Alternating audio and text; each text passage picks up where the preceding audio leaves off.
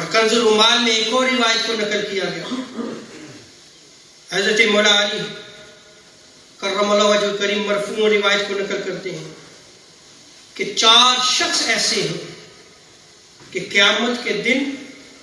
جن کی میں جو ہے وہ شفاعت کرنے والا، انا لہم شفیع یوم القیامہ،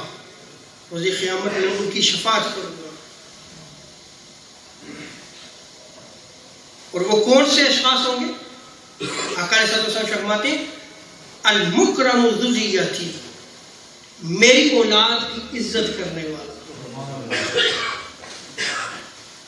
میری اولاد سے محبت کرنے والا، ان کی تعظیم و تکریم کرنے والا۔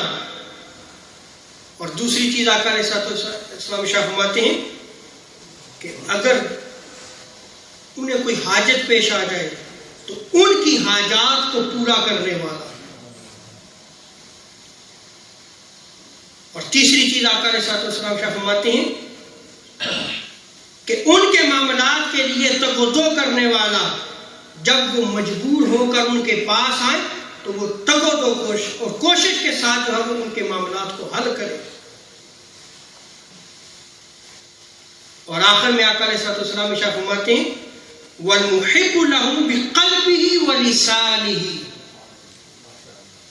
کہ اہل بیت اطہار سے، میری اولاد سے دل و جان سے محبت کرنے والا ہو، روز قیامت میں اس کی شفاعت کرو،